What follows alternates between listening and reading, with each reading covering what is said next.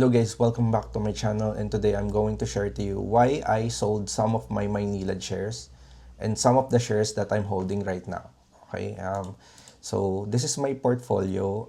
As you can see, Maynilad, I only have 100 shares na left na nung Maynilad. So nung isang araw, kahapon meron akong 300 shares. So binenta ko yung 200 shares ko ng Maynilad for me to take profits, no? So medyo nakita nyo naman yung performance ni Maynilad, sobrang bumanat talaga siya, no, ng mga isang o halos mag-iisang linggo na siyang pataas.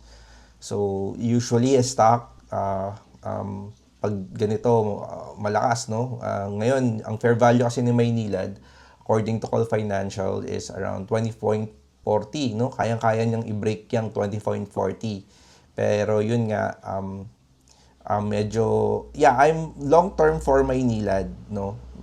Don't get me wrong. Yung iba kasi dito medyo binabash ako, bakit daw ako nagbebenta ng shares, no? Bakit daw ako instead na magdagdag nagbebenta?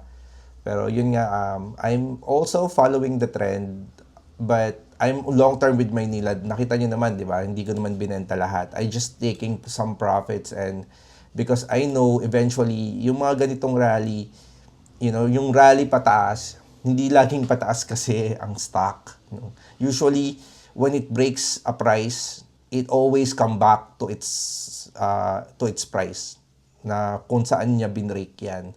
So that's the reason why I'm taking advantage of the profits, but eventually, you know, when I see prices calm down a little bit, no, medyo bumaba yung presyo, medyo mag-normalize, I'm going to buy back my shares. So people might not want it. Some of the viewers might not want this strategy for themselves. At naiintindihan ko kasi may iba, mga long-term holders, no, usually their mindset is not typically this, no. Ang goal nila makabili sila ng marami and then they hold it long term. Yeah, some of my shares also are long term. Nakita niyo naman, nandito yung mga rates natin, nandito yung mga long term na hinahawakan natin like PLDT, Semirara, yung mga dividend givers. Yeah, and also Maynilad is dividend givers, but Maynilad have a recent rally lang kasi, no. And if you have like that opportunity to take profits, and then eventually when the price goes back, you can buy back again, why not, no? But yeah, let's review yung pinibigay na PowerPoint ni Call Financial. This is from Call Financial. From one is 1G Barredo, no? Kung nasa broker kayo ni Call Financial, usually makikita niyo to. And this, nakita niyo naman dito, meron naging rebound si PSE index, no, up above 6,350, pero yun nga kahapon medyo bumaba rin siya, no, pero it still holds that channel. So we are going to be expecting an extended rally for the PSEI, siguro 6,500 to 6,700, no. Ngayon kasi nasa 6,300, no. And as usually, as if we expect history will repeat itself, you know, some of the October, no, yung mga rally na nanggaling sa October usually peaks, no, usually peaks at around February to March. So ngayon nasa February na, and as this channel confirms, magkakaroon tayo ng extended rally maybe up to here to 6,007 before it rests down, no, before it rests down here. And alam naman natin yan, no, ang stock naman hindi naman yan puro palagi pataas, ano. It has to rest in order for it to goes up a little bit higher, no, so that it can reach more heights. It has to go back, it has to rest. So I'm counting into that, I'm looking into that. So that's the reason why I'm selling some of my shares and having dry powder, no, available cash in order for this portfolio, like if it pulls back, so that I could buy back again some of the shares. So, and I know, you know, like some of the viewers here might say bad things about this, and this is not a good strategy. I'm a short term, I'm a mid term, whatever. But you know, sometimes you have to protect your gains, no, guys. And some people, no, dun nahihirapan, no. They are thinking that, all of the stocks will have a 200% gain or 300% gain. But like, if you see an opportunity to take profits, why not? And then buy back that shares again. So as easy as that, no? And we're here to make some money. We're here to make some money, not to solve a puzzle. Like, di ba? Parang we are here to make some profits, and by selling shares, you make some profits, and then you buy back again, make some profits, and I don't know what's hard with that. And yung iba medyo syempre na off sa channel natin because I'm selling some of my shares, like I sold my NILAD, I sold some of my LTG. But I take the opportunity when I see fit. That's the reason why. And also, let me share to you this one, okay? For us to have a little bit insight why I'm doing this, no? So as you can see here, this is the long-term PSEI and seasonal studies na pinrepare ni Call Financial. If you're in YouTube and you check Call Financial channel, Call Market Outlook for 2026, you will see this, and it was prepared by Mr. Juanis Barredo, their Chief Technical Analyst. And you will see in this chart, during October rallies, no, yung mga usually October rallies, pera lang dito sa isa na to, no, yung rally na nanggaling from June to October. But all of the October-November rallies usually peak during January and February and then rest before it reach another heights. So lagi naman yan no? Always history repeats itself. So that's the reason why, guys, I'm taking some of my profits but not selling entirely, no.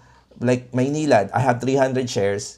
I still have 100 shares, and I will just like position this 100 shares for the trail, no? Kung mag-rally siya up to 6,500 to 6,700 index, okay lang. At least your profit are protected. Kasi syempre pag may profits ka, you have to protect your profits. You cannot compound something if you don't like profits. Parang hirap nun. But yeah, and maybe some of us have that mentality, wag mo muna siyang ibenta kasi tataas pa yan. Paano kung hindi tumaas? Di ba? Parang, and some of us, ayoko kasi yung ganung mentality na pag bababa, iisipin ko, babalik yan. Or pag tamaas, tataas pa yan. But like, you have to be at yourself then na once you have that opportunity, you have to grab it. Okay? And we always know naman, lagi itong pakakatandaan nyo, na ang stock, kahit ano pa yan, kahit anong stock pa yan, kahit commodities yan, kahit Bitcoin, lahat yan, it goes up very fast, it goes down. It's physics, guys. No, it's physics. Everything that goes up must come down. Everything that goes up must come down. And if you have that opportunity to take profits at up, when it come down, you will have more money to buy it. So, yeah, and that's the reason why I'm holding. Like right now, I'm holding PLDT. I have PLDT on my portfolio. It started to break resistance, no? Yung PLDT started to make its own rally because it broke 1,300 levels and it's on its way to 1,400. Semirara also broken resistance. RHI always also is going up. So I still holding that, no. These shares that just starting to go up. Medyo hindi lang ako, iwas lang ako ngayon sa stock na nag-rally na. That's the reason why I some take profits. But as you can see, all of my REITs are intact. A-REIT, C-REIT, DDMPR. I'm not selling REITs. With my RCR, binawasan ko lang ng 100 shares because of the big drawdown, that big block sale. But I still keep the 300 shares and I might buy back, in the future. But that's the reason, and that's one of the reasons, because of I'm holding it for dividends. But some of my stocks are for capital gains, like Bloom, no? Bloom, it's now starting to accumulate. It's on the accumulate phase. I have 200 shares of Bloom. I'm keeping it, no? For that play. I also have Double Dragon. I'm keeping it. because it's starting to accumulate at 10 and it doesn't goes back, doesn't goes up. I'm just waiting for it, no?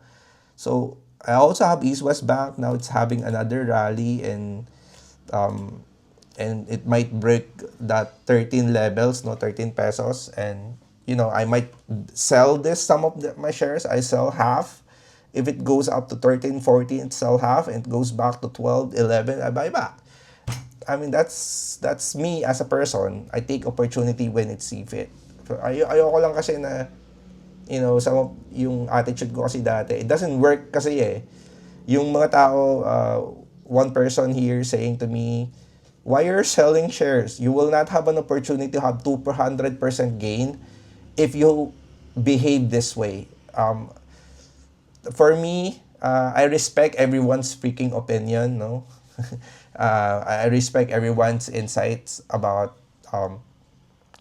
what you say about me on how I deal with my investments.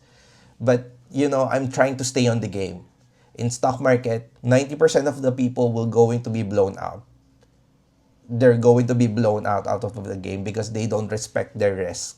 They don't do risk management. They put everything on 3 stocks.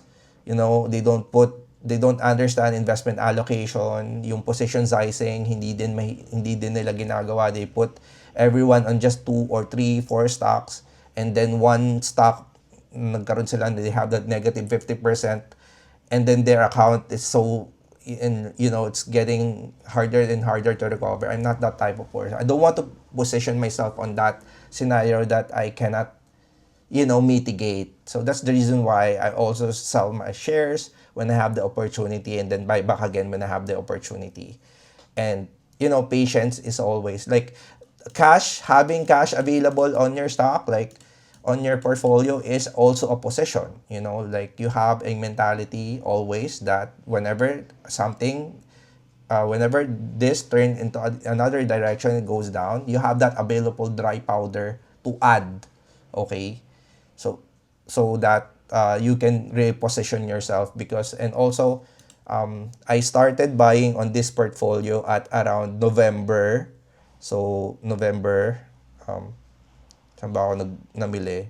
Start ng November, at dinamihan ko nung December, at namili rin ako ngayong January.